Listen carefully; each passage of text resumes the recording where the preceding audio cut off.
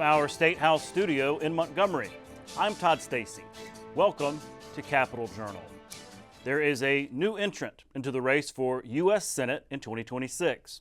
Congressman Barry Moore, who currently represents Alabama's 1st District, has officially announced he will seek the Republican nomination for U.S. Senate, joining Attorney General Steve Marshall in that primary.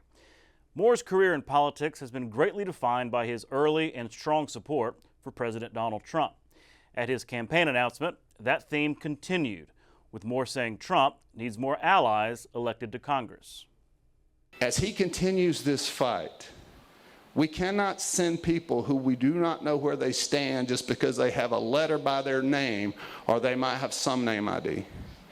We better send some people that when time comes and the man is the tip of the spear, there are armor bearers around him that will defend him. We cannot leave that in question because it's not his future. It's your future. It's your country. It's your grandkids. It's your great-grandkids. That is where we are at. And with Moore not running for re-election in that South Alabama 1st District, there are now multiple candidates vying to replace him. Former Congressman Jerry Carl officially announced his bid for the seat this week. Carl previously held that AL1 seat for 2 terms before being defeated by Barry Moore after the last round of redistricting put those two in the same district. Also announcing a run this week is State Representative Rhett Marks of Enterprise. Marks also picked up the endorsement and financial support from U.S. Senator Katie Britt, who is also from Enterprise. It's going to be an interesting campaign season.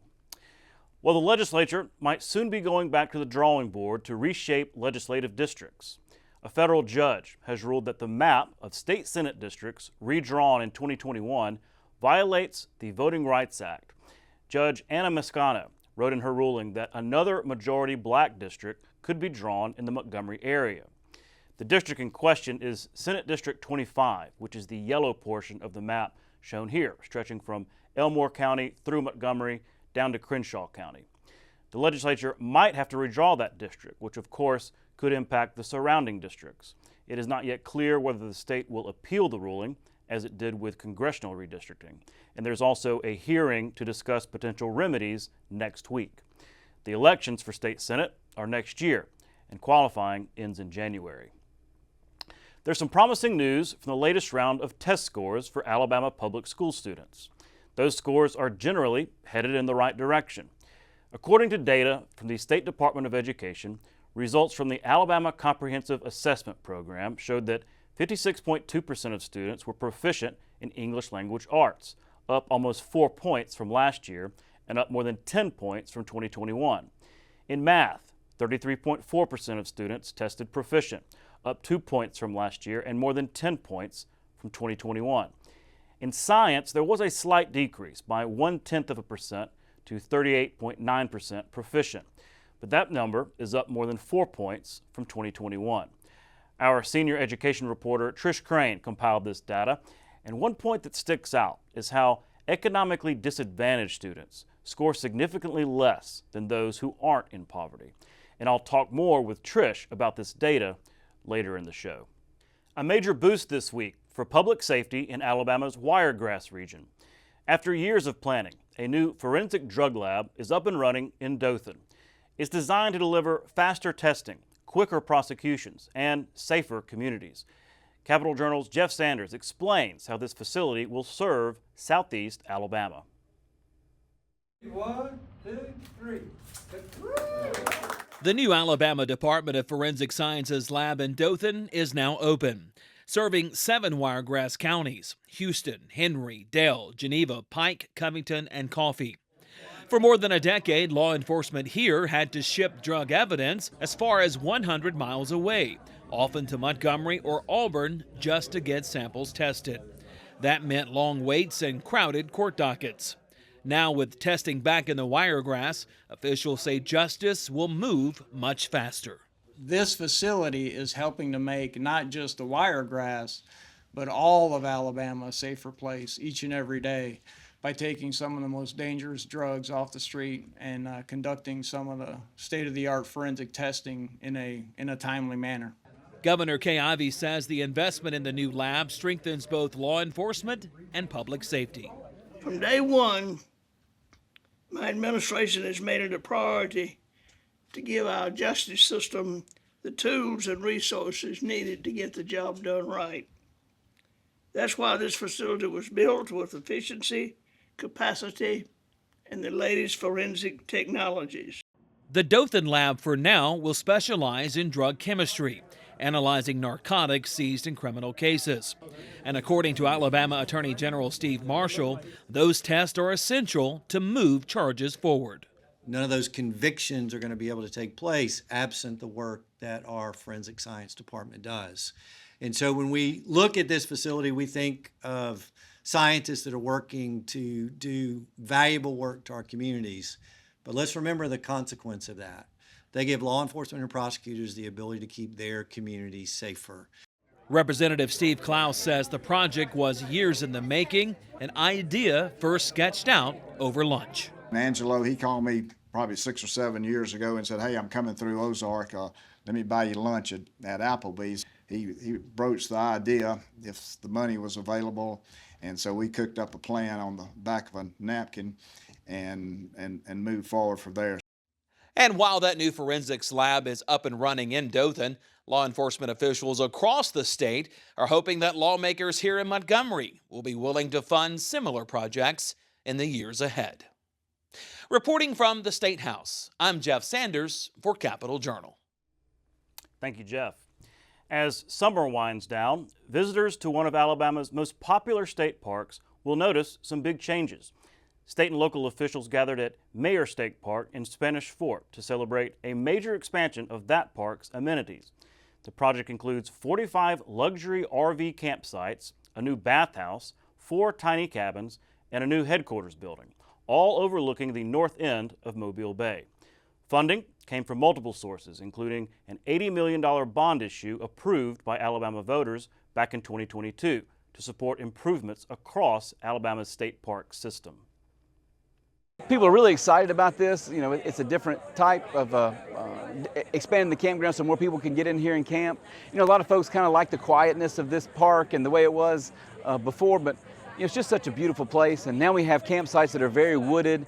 You know, with the trees, we have the new campsites are a lot more open. So if you have your satellite dish and those, you know, the things that you really wanted, the openness.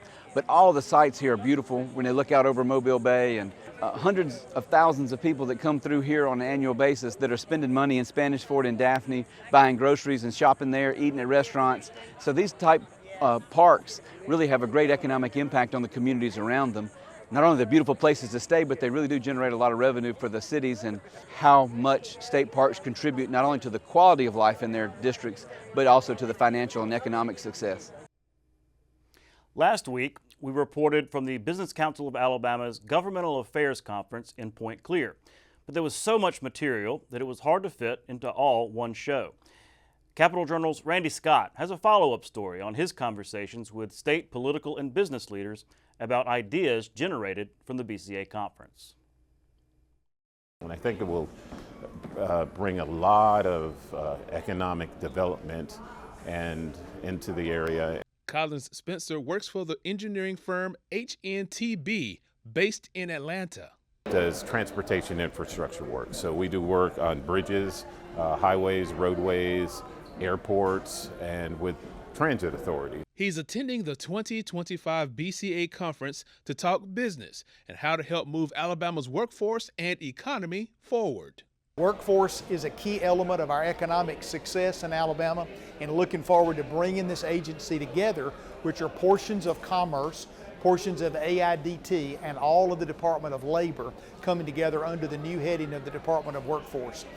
A topic that's been a very big conversation starter for Alabama for the last couple of years is a big conversation starter down here in Point Clear, Alabama at the 2025 BCA conference, improving workforce development in Alabama, ways to increase it, ways to get more people involved in it, and ways to get it to help boost the state's economy. Greg Reed is the secretary of Alabama's Department of Workforce. Before that, he served for several years in the Alabama Senate. He's attended BCA conferences in the past, but is excited in his new role to see the future possibilities. We need more well-trained workers in Alabama. Our economy is growing. We want it to grow more. And as a result, we're going to have to help people understand how to engage and move forward in workforce training and options for them to be involved in the economy, including young folks. Some of those new workers will have a hand in the new bridge project for the city of Mobile, aimed to help with congestion issues. Collins Spencer's engineering firm will have a part in this, so getting workers for this project is important. We do design build, we do planning, project management. And so we're happy to say that a couple of months ago, we're one of the engineering firms that will be playing a role with the building of the new Mobile River Bridge. It's a project possible thanks to cooperation from local, state, federal, and business leaders. Folks are willing to sit down, even if you have some differences, they're willing to sit down and talk about issues that may be affecting Alabama and the cities and the municipalities within Alabama, and trying to figure out if they can come up with a solution together. In Point Clear, Randy Scott, Capital Journal. Thank you, Randy. Well, get ready to wear your school colors and show off some of that team pride. This week at the Capitol, Governor Kay Ivey joined the Higher Education Partnership, along with students and mascots from Alabama's public universities, to officially proclaim August 29th as College Colors Day in Alabama. That's next Friday, when Alabamians are encouraged to sport their favorite school's colors and apparel. The celebration not only shows school spirit, but also highlights the vital role of higher education and the multi-billion-dollar impact universities have on our state's economy. We are here to celebrate a team effort, a true team effort. It brings out the pride and the passion, and yes, a little healthy rivalry in all of us, our universities. Now, y'all all know I'm a proud Auburn Tiger, and you don't have to guess who I'm going to be rooting for when game days roll around. But today, we're all on the same team, and we're playing to win. Folks, our public universities are powerhouses. They prepare our students to succeed in the classroom, in their careers, and in life.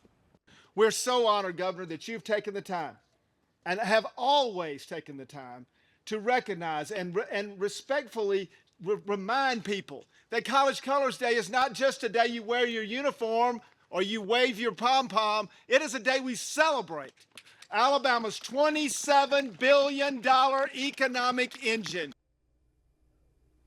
I'll need to find a new orange and blue tie. We'll be right back with this week's guests.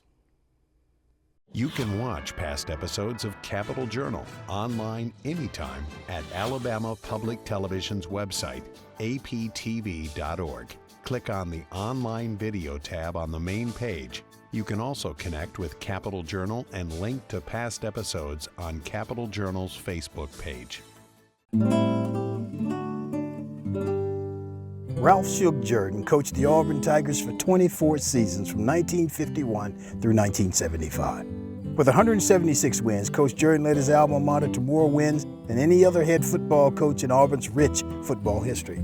He's a member of the College Football Hall of Fame. The 1950s were probably his best decade, with the Tigers winning the national championship in 1957. I'm Thomas Gosser, wide receiver on Coach Jordan's 1972 football team, nicknamed the Amazins. A major underdog entering the season, we finished with a 10-1 record, number 5 in the country, including the infamous Punt Bama Punt Iron Bowl victory. Coach always said that his 1972 team was one of his favorites. Coach Jordan remains one of the most highly respected personalities in the history of Auburn University, not only because of his success as a head football coach, but also because of his tireless devotion to the Auburn community. Welcome back to Capital Journal. Joining me next is Heath Harmon, Executive Director of the Alabama High School Athletic Association. Mr. Harmon, thanks for coming on the show. Yeah, thanks for having me. Well, our viewers tuning in on Friday night have just saw some Friday night football action. We're tuning in after the game. So we're off to a roaring start, if you will. It's Friday Night Lights, and how's that work for your organization? Y'all have to manage it all. Yeah, we're very excited. We've got things kicked off. You know, a lot of work has gone into this season. Hope springs eternal before the start of any season, and just excited for our athletes and communities and schools to get out there and get it going. And we are pleased to partner with the Alabama High School Athletic Association to feature not just Friday night football, but Thursday night football as well. And the reaction from the audience has been tremendous. It's amazing just how interested people are in not just watching their own high school football, but really the featured game of the week and everything. So I'm excited about that, not just the championships, but the games throughout the season. I think it's one of those things that's really special about Alabama, brings communities together, right? That's right, and we're so excited about that growth and just thankful for our partnership and to have that access all throughout the state to be able to see those games on Thursday night. You're just increasing the access to a really great product, and communities can not only tune into, like you said, their game, but they can catch games on Thursday night all throughout the state, and it's going to be a really big deal. Oh yeah, and they're seeing, okay, who might we see in the playoffs coming up here, you know? Well, look, this is your second year leading the association. How has it been in year two? Yeah, so year one was great. Always loved the opportunity to kind of live through everything for the first time, and excited about year two and where we're headed. I feel like there's some really big things that we've accomplished. Our board just approved our strategic plan for the next 5 years, so we're very excited about where we're going strategically, and just excited about the staff that we have and the opportunity to take a year to really get out and meet our schools, our principals, go to our district meetings, and just really get a finger on the pulse of what kind of support they need, because that's really why we exist, is to support our member schools. So very excited about year two. One issue that has cropped up a little bit is transfers, because you know high schools are more and more kind of seeming like colleges, especially from years ago, and so transfers from one school to the other and compliance with the rules. Talk about how y'all have addressed these concerns as an organization. Yeah, I think what you said there, a couple of words you said are key to that. You know, you said transfers, and then you said compliant to our rules, and I think that's really what we've, tried to communicate to our schools. Last year, the number one issue that was brought to me, no matter where I went, was transfers, and we started to realize they're not just talking about transfers; they're talking about non-compliant transfers. Okay. So, transfer in and of itself is definitely not a bad thing, but as long as it's according to our bylaws and our rules. And so we started a transfer task force out of our April board meeting. It's a really good group of leaders throughout the state that are just helping us come up with ideas of how to tackle this issue. And I think the non-compliant transfers is a really big issue, but I also think the key to this is our member schools brought an issue to us and we're doing something about it. And so I think that's the encouraging thing, is just for our member schools to know that the issues that they have, we're going to take them very seriously. We're going to be very strategic in how we deal with those issues. And like I said, that's the reason we exist. Yeah.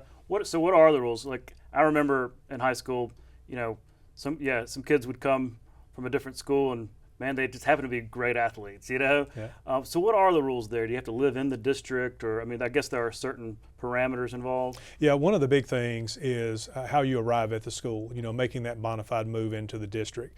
I think that's one of the first keys, is just making sure everybody understands what that means to make that bona fide move. And there's some other things that you have to address, like if we can't have recruiting or anything like that. Right. But one of the big issues, we're just trying to support schools and make sure they understand what a bona fide move is, what they have to have documented in place for that to meet the rules, and just support them in that. Yeah. Of course, now you've got the CHOOSE Act and, school choice. A lot more of that transfer could probably be happening. So it's definitely an issue to watch. Well, it's not just football season. You got volleyball starting, cross country, swimming and diving. It's not just football. Talk about the other fall sports that folks are looking forward to. Oh yeah, so volleyball, football, cross country, swimming, diving, flag football, which is probably one of our fastest growing sports. So just lots of opportunities for kids to participate and communities to turn out and support their kids. And it's always great for those fall sports, because that's kind of kicking your year off, for your school year. So really having a good fall sports season is probably a principal's best friend, just getting off to a good start academically and athletically. So lots of things to look forward to and be excited about. It's fun when the two-a-days end. I don't know if two-a-days are still a thing, but it's always nice to actually play the games and not just hit each other, in practice and everything. And you're right about flag football. I would not have guessed that. It has really taken off. Of course, we featured the championships on flag football here on APT, and the feedback on that has been tremendous. And that's a non-contact kind of sport that a lot of students are choosing to enjoy.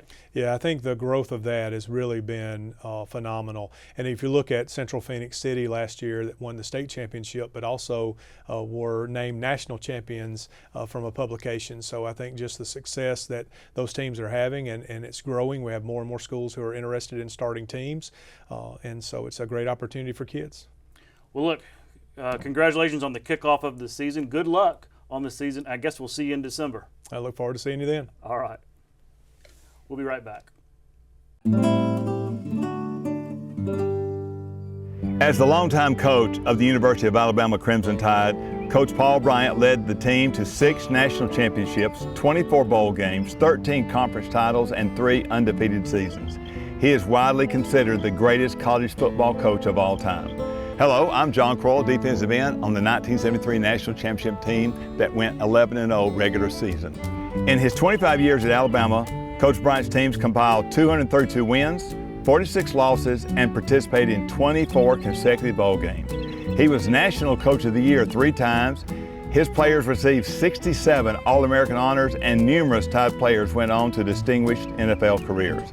Coach Bryant remains an integral part of the Alabama football tradition. He established a scholarship fund for the children of former players to attend the university, and to this day, Tide fans wear houndstooth in his memory.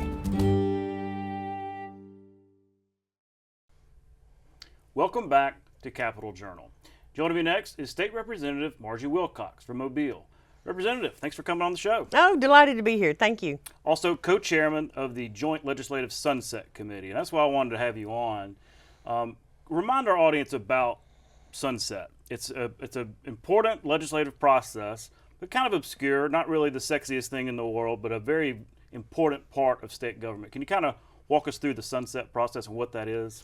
Well, the Sunset Committee oversees all your boards, agencies, and commissions in the state, and most of those regulate occupational boards. So actually, it's workforce development a long time ago, in the beginning.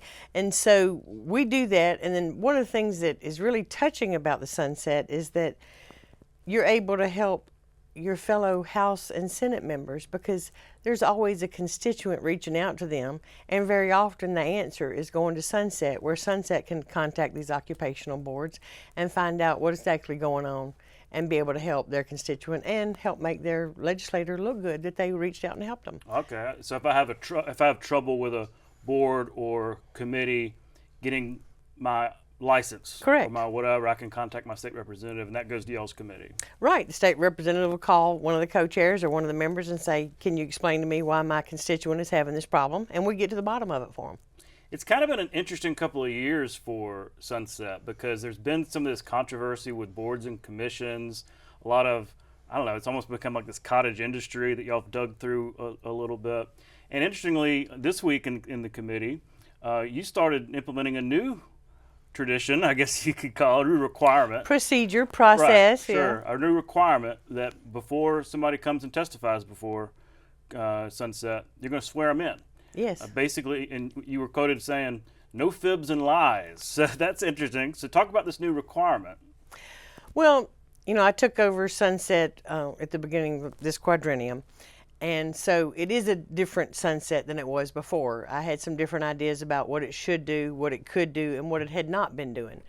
And with the Speaker Ledbetter's support, we started really digging into some stuff and looking especially at some of the management and that were professionally managed. And we specifically look at how much of their budget is being spent with the professional managers, and if the amounts that are being spent are appropriate.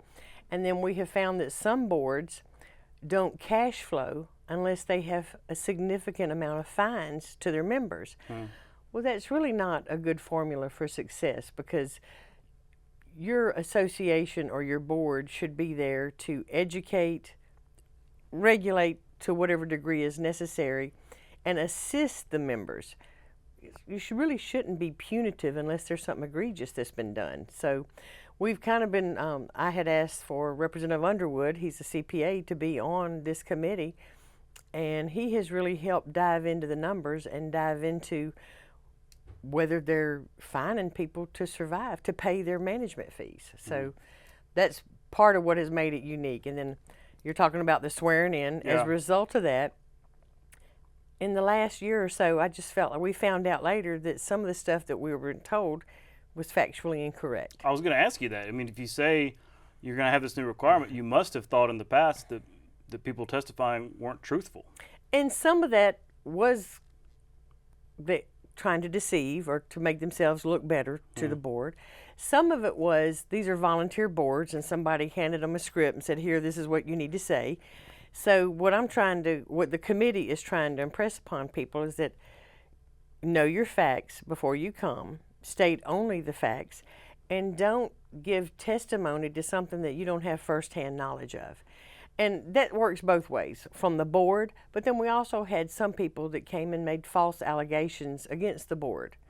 And it's a forum where it's aired, people were looking at it, and so that became an area that I felt like it was going in the wrong direction. So I wanted to make sure that people understood that we only wanted the truth. We don't want commentary. We want what you have firsthand knowledge of. So today was the first day. Thankfully, the committee yesterday at the work session agreed to this new procedure, so we implemented it today, and so far it went real well, because someone today, it made me feel good, because they said, oh, wait a minute, well, let me check myself on that, because I have, and all they were saying is, okay, I'd heard that, but it's not my firsthand knowledge, so I don't want to state that. So I thought that meant that this is working.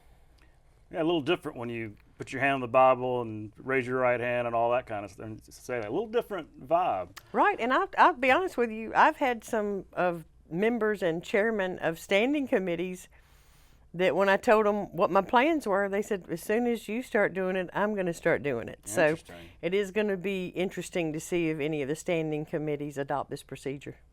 A lot of folks in this town will be paying close attention to how that goes. Yes. Well, let me ask you about the broader issue. There's been an effort, or talk of an effort, legislation in years past to consolidate a lot of these boards and commissions Senator Elliott had a bill to kind of overhaul the whole thing. What do you see as, any kind of initiative like that? What might we see from your perspective on that issue going forward, including in this next legislative session? Well, I do agree with Senator Elliott that some type of consolidation needs to take place. Now, what form that is, he and I disagree on that format. I think that it should be more industry. So like boards that are in a particular industry, you might have some baby boards and some bigger boards that they might combine resources, industry specific. You have the electrical contractors board. They first went with general contractors. That wasn't a fit, but now they're going to HVAC. So having construction trade, then maybe have some healthcare trade, and then we have some boards like there's the sickle cell advisory board came before us today. I think they might be, I explored whether they should be in the Department of Public Health. They don't feel like they're getting their resources. So I don't know that it should be some big bad bill. I think that it should be more, let's take it board by board, agency and commission, and look at their specific needs and what they do and encourage them to consolidate or be put under certain departments of the state. Yeah, it's interesting. And again, it's an important part of state government. And for so many years, sunset was just kind of seen as a rubber stamp, right? It was just kind of automatic. And I do think it's interesting that y'all in recent years have really taken the microscope and said, look, let's make sure that after all, these are taxpayer resources. It's like you said, it's the workforce. These are industries where people are paying their dues and things like that. And so it should be taken seriously. So I think it's interesting that y'all have taken a different approach to those in the past. Well, and it's not so much top down. Representative Sanderford, Chairman Sanderford, was a wonderful chairman, and he ran his committee as he saw fit and did a good job. It's more of a team approach. We break it down like one of the surface mining that we heard today. Well, we have Representative Bill Lamb, who's from that area in Tuscaloosa. He's got the time, and we've charged him with the duty of digging in a little deeper on that. Because in the time of our hearing and reading the reports, we may miss some of the details that are important, and we don't want to have any unintended consequences of our bill.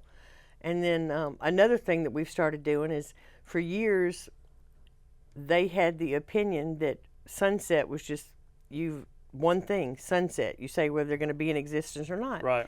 Yet they'd be given a problem presented to sunset. and we didn't do anything about it. So last year when we had the helm and started the legislation, I started fixing the problems that we saw, because these smaller boards don't have the resources to go find a legislator, write the legislation. If we as Sunset know it, have seen it, and have already discussed with them solutions, why not put it in the Sunset bill? So we did that last year, and it worked well. You know, you shouldn't create more bills or more work for people. It's our job to see the problem, recognize it, and try to fix it. Mm-hmm. That oversight role is so key to the legislature.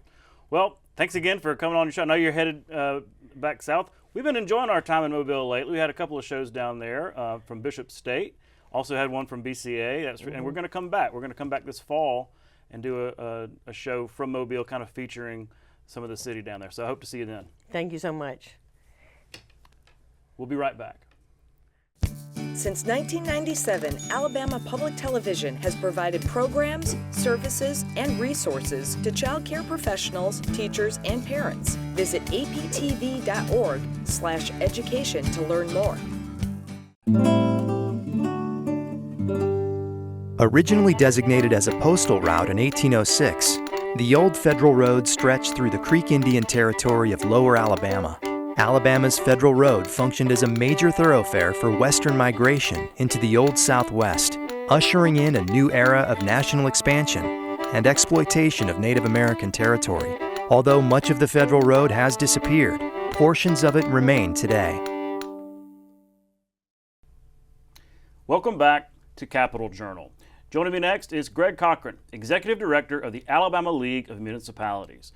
Greg, thanks for coming on the show. Thank you for having us. Well, it's an exciting time for your organization because it's election time, right? Absolutely. It's the time for city elections across the state. There's some big ones. You got Birmingham, Mobile, a lot of smaller towns throughout the state coming up this Tuesday. So an exciting time for cities, right? Absolutely it is. We have 466 municipalities in the state of Alabama, of which 450 will have elections next week on Tuesday. And so it's an opportunity for citizens to engage in their local government, engage in the direction of their communities, and we're excited about that. Anytime that we have an opportunity for our cities to prosper and do better, we want to take advantage of that. Mm-hmm. And this is certainly one of those opportunities to ensure that you have people in office that represent your point of view. You know, we spend so much time talking about the federal government. I mean, just turn on cable news, you know, it's just everywhere. And the state government too, that's what we cover here. But you know, it seems to me that your life is actually more impacted by your city council, your school board, your mayors and everything. Like that actually matters quite a bit more in many ways than your federal elected officials. Am I right? You are. They're the closest to the people, your municipal governments are, and they impact you in so many different ways. If you think about as you go through your daily life, when you get up and you drink your water or you brush your teeth, the water coming through there is usually from a municipal water system. You go out and you get in your car and you drive on the roads, you're on municipal roadways. And as you go downtown to your office, you're passing businesses that are approved and licensed by your municipal government. So throughout the day, you're touched by the actions of your municipal government, good and bad, making sure that, and that's why it's so important with these elections that we ensure that we have the right people in office. Absolutely. I want to encourage everybody to get out and vote in their city elections. Let's talk about what happens after the election, because that's where y'all really kind of step in. Elected officials, from the city council to the mayor and everybody, it seems to me that a lot of times in these situations, people can get elected really not having a ton of experience, right? And y'all's organization plays a pivotal role in training public officials at the local level. Talk about y'all's role in that. Well, it's important to us that good governance takes place every day. And so we have a CMO program, which is Certified Municipal Officials Program, to train our officials to be the best they can be. And so we provide them with the tools, the resources to come in and learn what does it mean to be a good council member? What does it mean to be a good mayor? And so through our orientation sessions that we will have this fall, 4 throughout the state, we'll give each of these newly elected officials an opportunity to come in and learn about municipal governance. Because as you pointed out, many of them don't have any government experience at all.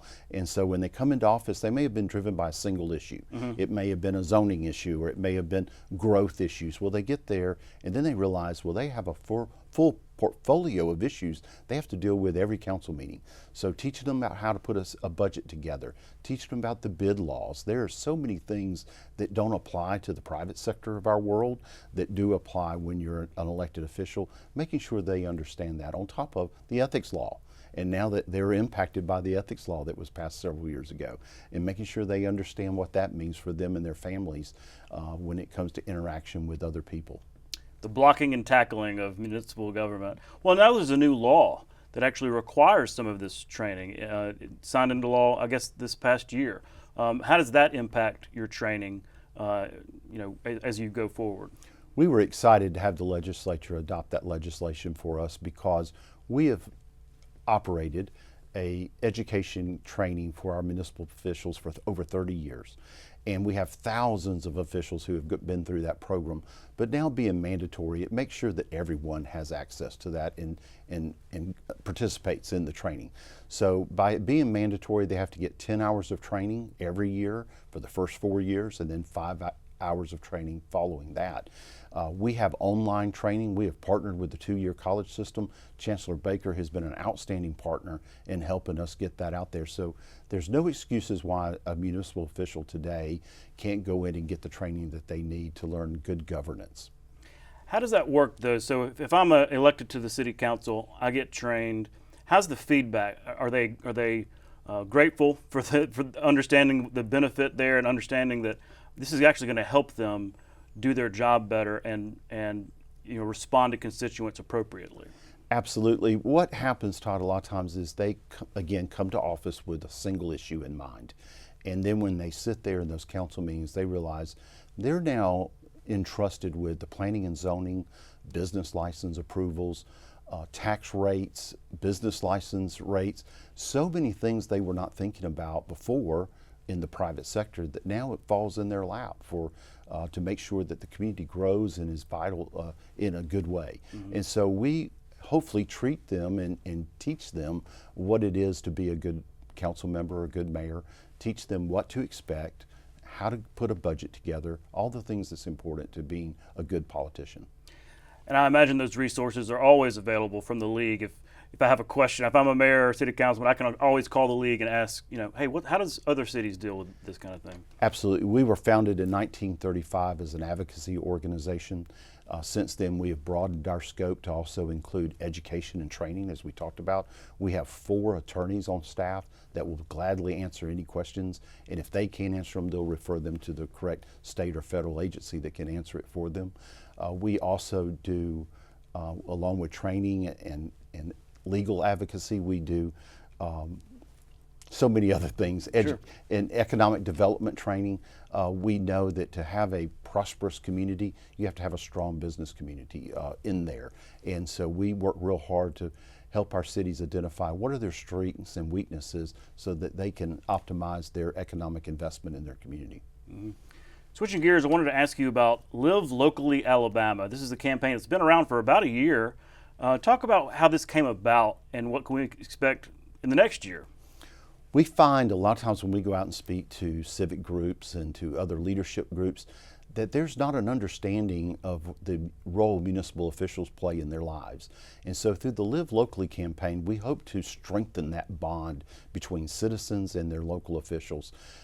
Better understanding the pros that the officials build for their community, whether it's through recreation, like the water park in Montgomery, is it a vibrant downtown redevelopment effort, but having the citizens understand that again, from the time they wake up in the morning until they get back home, municipal governments are touching their lives.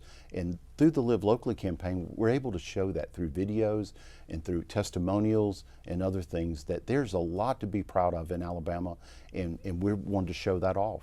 Absolutely. All politics is local. All politics is local. Well, look, again, we want to encourage everybody to get out and vote in their municipal elections, and I appreciate you coming on and explaining some of this. Thank you so much for having us today. We'll be right back.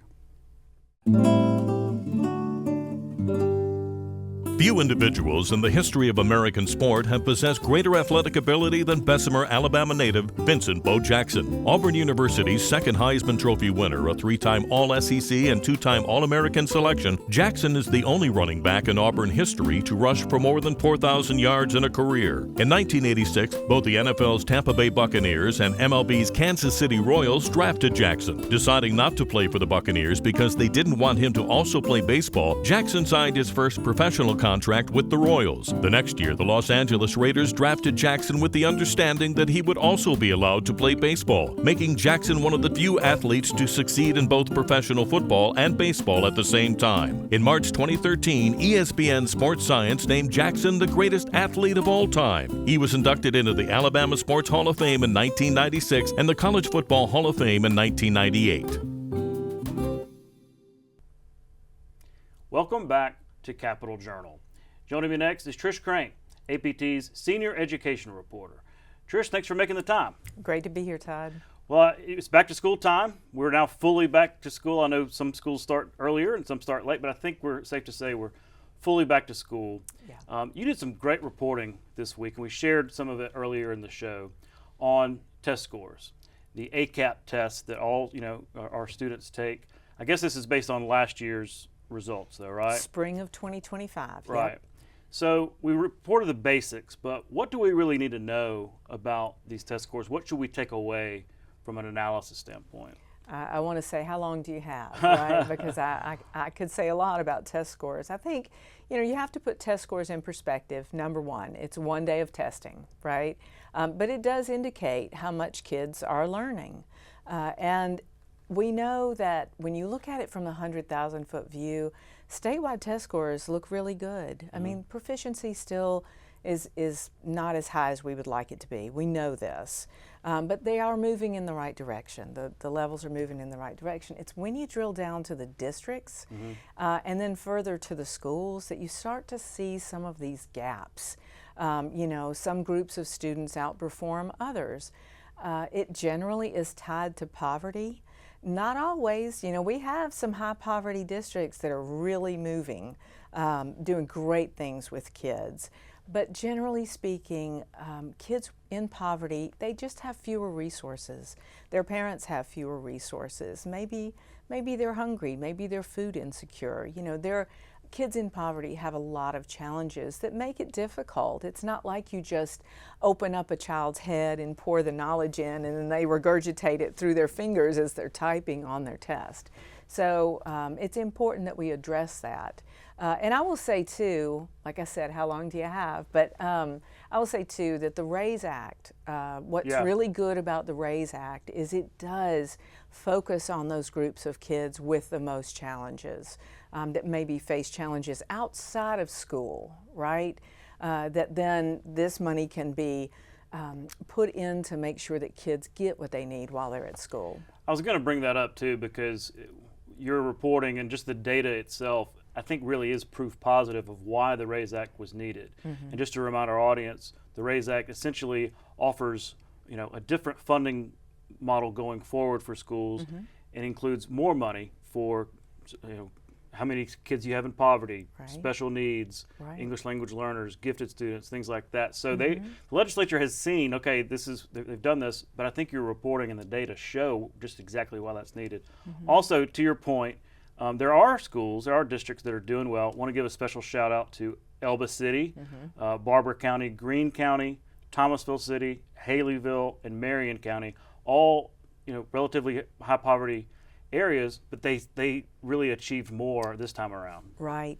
And you're talking about growth, right? Academic growth, which means in this instance, it means, how many kids were proficient last year versus how many kids are proficient this year. And all of those districts that you named either had double-digit improvements, percentage point-wise, in English language arts or math. And it's not easy. No. Moving kids along, I think teachers need to be given an extra shout out. I also think that we need to give credit where credit is due, which is the Literacy Act and the Numeracy Act. The Numeracy Act, I think, is really beginning to show some difference, but those those two pieces of legislation, even though, you know, the Literacy Act, there were some bumps in the road because of the pandemic, they have really given teachers extra support, extra tools, organizational tools that they can then put in place to help kids learn.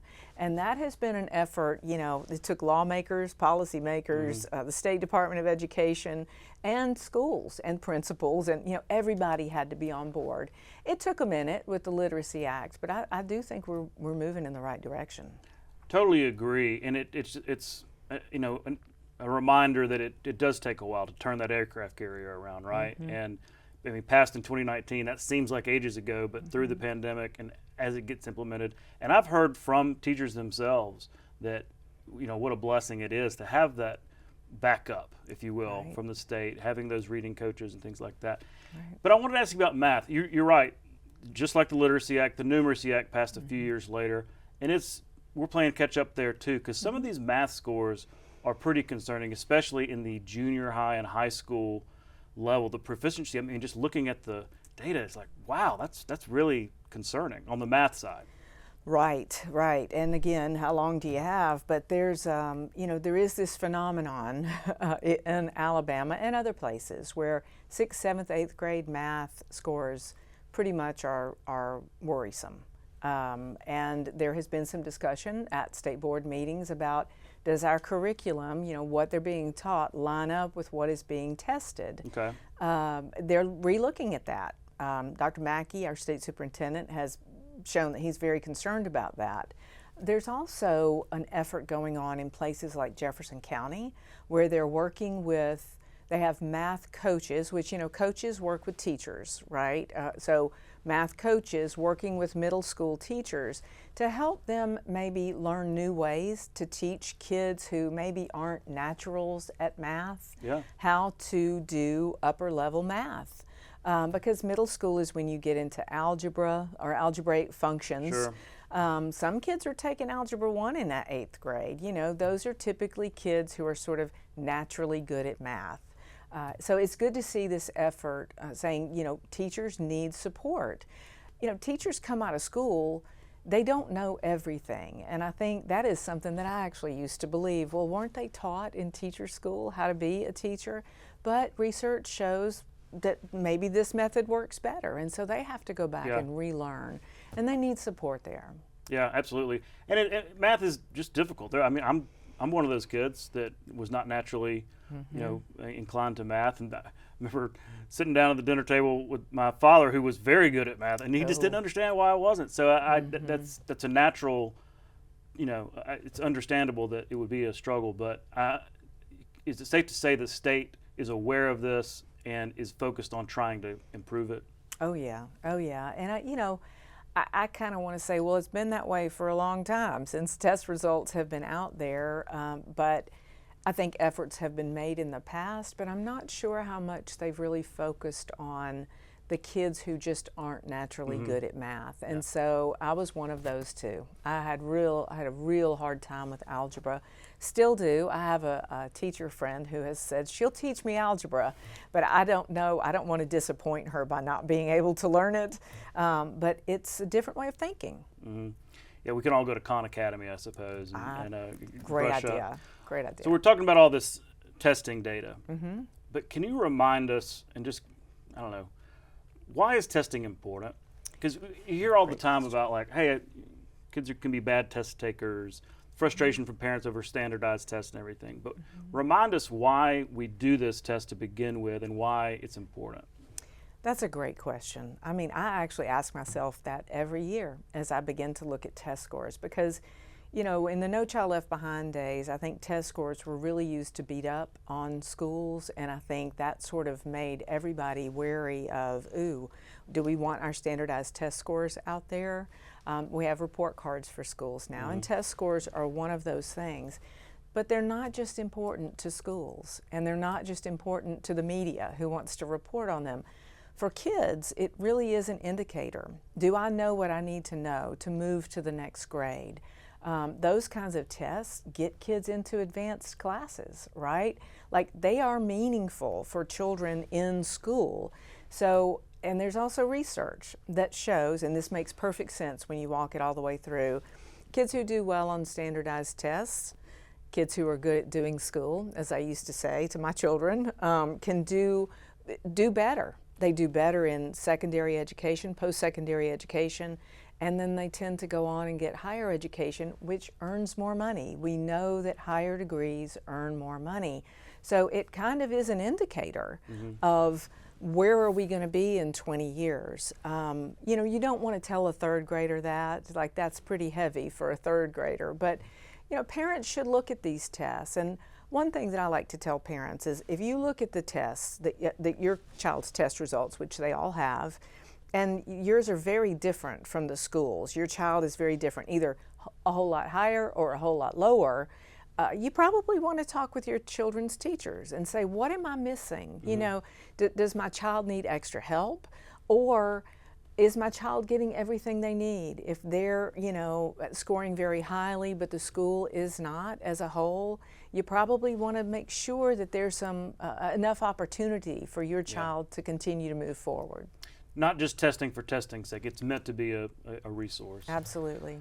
Okay, well, this start of this school year brought the cell phone ban. Right. And it's been a lot of talk about it. In fact, this video went viral. I think you may have seen it. I wanted to show this Alabama teacher's viral Instagram video. My school, my state, banned the phones. Banned the phones. Today, all of my students, 100% of them, took notes in my class, did their assignment, asked for help when they got stuck, and turned it in. And then when they were done, they talked to each other. Was it this easy the whole time? I have been pulling my hair out for like 8 years. Has it been this easy of a solution the whole time? Okay, I mean, that kind of says everything you need to know about maybe a teacher's perspective as it comes to the cell phone ban. What's been your feedback from teachers, from administrators on finally banning these cell phones, not smartphones, from bell to bell in the classroom? Right, supercomputers. Sure, right? yeah. Well, you know, I guess it differs upon who, you know, who you're talking to. Teachers, from what I can tell, really like it. It takes the onus off of them to make their children, you know, their students in their room put their phones away. It's like, got to put your phones away. And like this teacher said in the video, kids are doing more, they're interacting more, they're socializing more, they're doing their work in class instead of checking their phones. On the flip side is, you know, if you go on social media and you start to look at what are kids saying, there has been a petition started, and it had about 9,600 signatures. It's very interesting to look at because some of the students are making videos to say why, and it ranges from give me my phone back, you know, just really simple, to unfortunately most all of the comments say something about emergencies, and so many of them mention school shootings. What am I going to do in a school shooting? One of the young women who left a video said, I won't get to tell my mother goodbye. I mean, these are really, you know, you have to think, is this really top of mind for students? I mean, that's almost more concerning than the cell phone issue, is just how they're so, you know, concerned about a school shooting in this day and time. And I do think something will need to be done to address that. I don't know what it is, but students need to feel safer at school. They just really need to feel safer. And if they think a phone is going to make them safe, then that's their security blanket, right? And so, like I said, these young people have all sorts of reasons why they want to keep their phone, and they're not shy about saying it. So I imagine there are probably some battles going on at the school level.